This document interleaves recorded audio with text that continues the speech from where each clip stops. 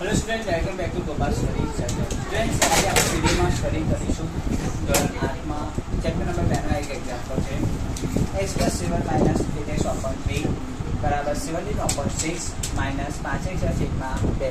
આપણે આગળ x ની કિંમત શોધવાની છે. શાની કિંમત શોધવાની છે? x ની કિંમત શોધવાની છે. નથી ખબર એટલે ક્વેશ્ચન માર્ક કરી.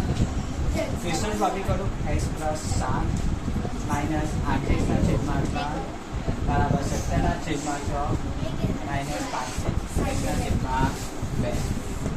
देखो આના છેદમાં કહીએ તો 1 ગણાશે, આના છેદમાં કહીએ તો 1 ગણાશે. ઠીક છે.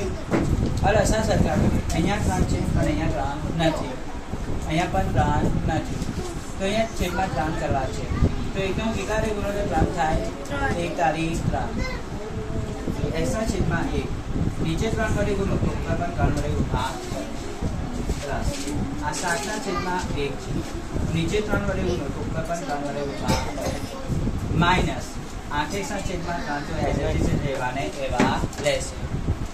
ઇક્વલ્સ ટુ 17 ના છેદમાં 6 રહેવાને એવા માઇનસ અહીંયા છેદમાં 2 છે, જ્યારે આ કેટલા 6, તો આ 2 ની જગ્યાએ મારે 6 કરવા છે.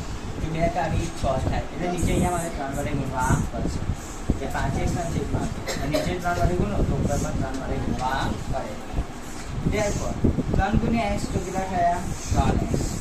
1 તારી 3 વત્તા 7 તારી 21 છેદમાં 1 તારી 3 માઇનસ 8x ના છેદમાં 3 લેવાને ઇક્વલ્સ ટુ 17 ના છેદમાં 6 એઝ ઇટ ઇઝ લેવાને માઇનસ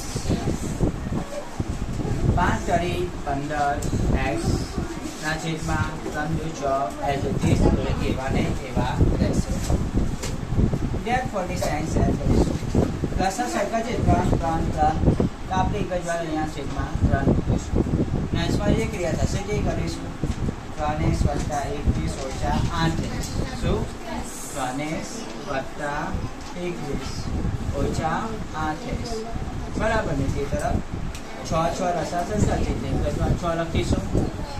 17 - 15x. શું લખીશું? 17 - 15x. therefore હવે આ વત્તા 3x અને આ ઓછા 3x, તો વત્તા 3x માંથી ઓછા 8x જાય તો કેટલા વધે? 5x. પણ કેવા? માઇનસ, કેમ કે 8 મોટા છે ને આગળ માઇનસ છે છેલ્લામાં.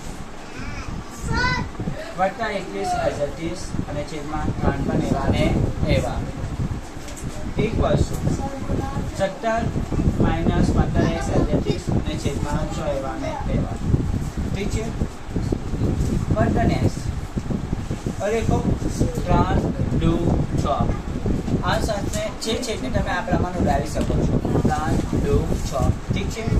તો અહીંયા અંશમાં શું વધ્યું? 5x + 21 અને એ બાજુ વધ્યા 17 - 15x ના છેદમાં 2. આ બે છેદમાં છે, આ બાજુ આવી જાય તો -5x + 21 સાથે તો નહીં થાય. 2 કૌંસમાં -5x + 21 એ બાજુ શું હશે? 17 - 15x. હવે 2 ને કૌંસમાં ગુણો તો 2 × 5 = 10 -10x + 21 42 બરાબર 17 - 15x અને x વાળા પદને એક બાજુ લઈ લો અને જે અચળ પદ છે તેને એ બાજુ લઈ લો.